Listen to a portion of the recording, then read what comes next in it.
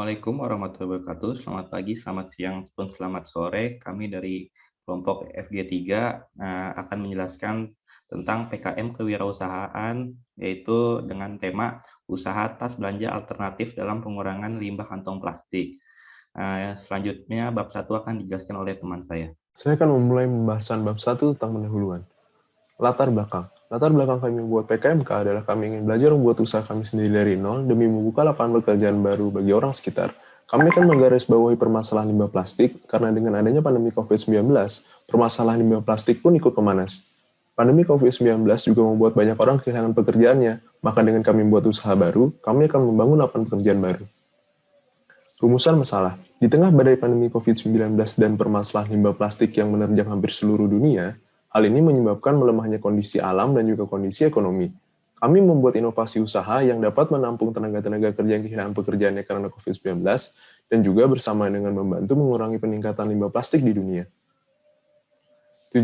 Tujuan kami adalah untuk menyelesaikan tugas akhir MPKT, mengeksplor kemampuan kami di bidang kewirausahaan, memulai bisnis dari nol, dan tentunya membantu menyelesaikan permasalahan limbah plastik dan juga membuat lapangan pekerjaan baru bagi orang yang kehilangan pekerjaannya karena pandemi COVID-19.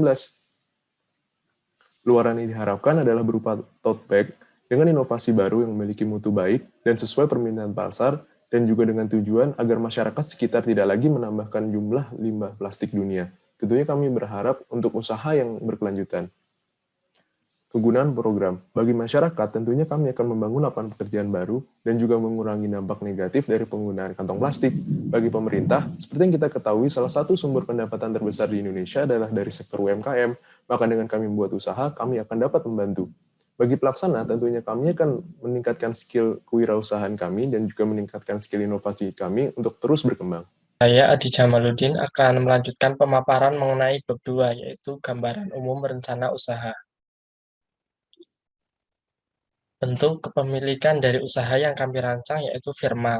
Firma adalah bentuk usaha yang dibentuk oleh seseorang atau lebih secara bersama, dengan tanggung jawab anggotanya tidak terbatas, serta keuntungan dan kerugian ditanggung bersama.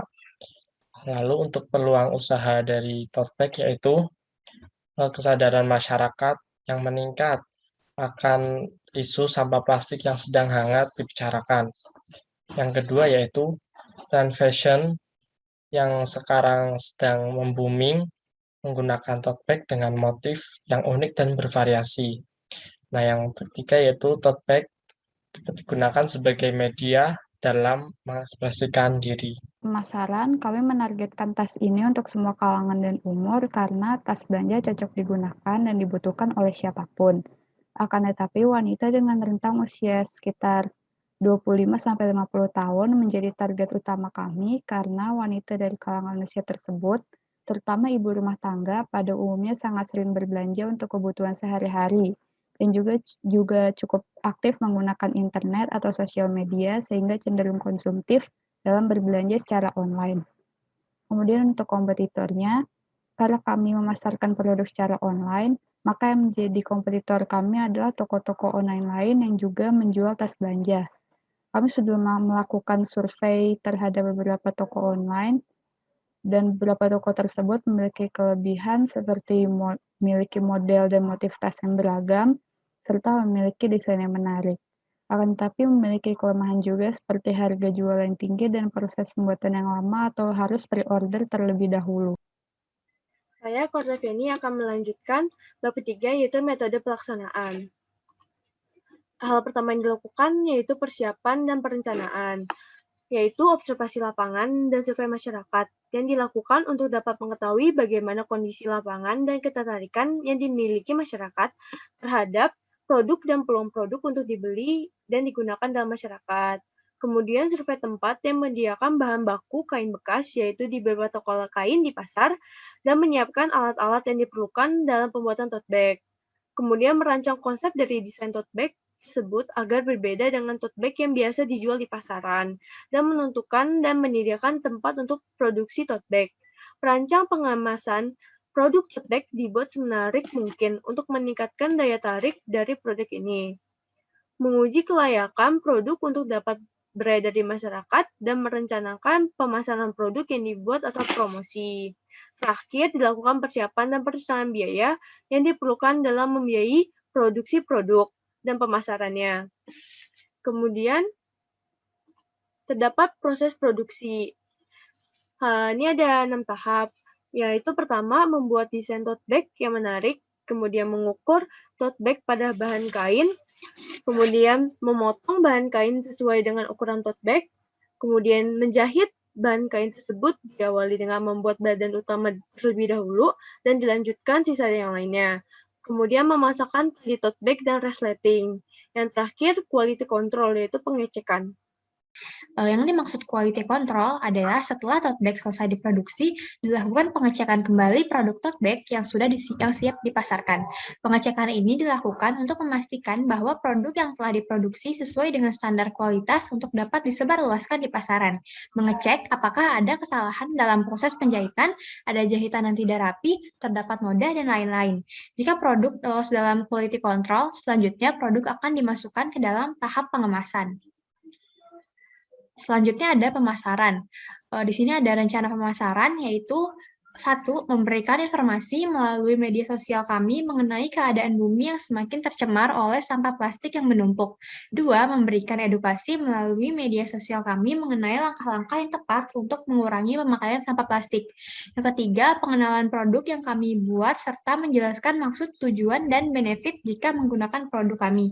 Keempat, membuat sebuah publikasi dengan media cetak, seperti mencetak brosur dan spanduk. Kelima, mempromosikan produk kami melalui situs jual beli online.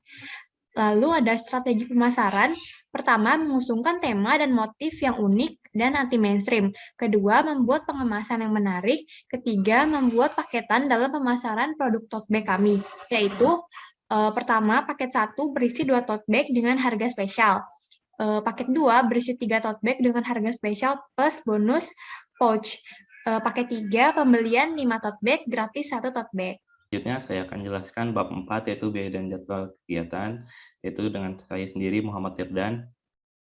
Nah, pada anggaran biaya ini, jenis pengeluaran yang kita gunakan untuk membeli bahan kain bekas dengan kuantitas 1 kilo dengan harga 20.000. Terus untuk alat jahit, untuk peralatan penunjang, yaitu 1 set alat jahit sekitar 30.000, resleting 1 buah sekitar 3.000, bahan hiasannya 4.000, terus dengan lemnya 3.000. Dengan jumlah totalnya adalah 60.000.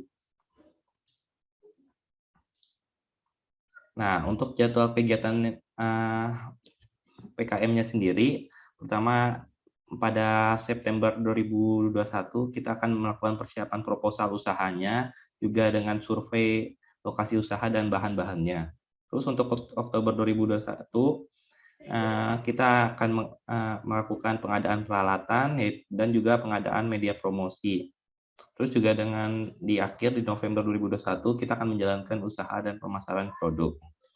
Nah, sekian dari kelompok kita FG3, yaitu mengenai kewirausahaan. Semoga bermanfaat. Kalau ada yang salah, mohon maaf dari kami. Terima kasih atas perhatiannya.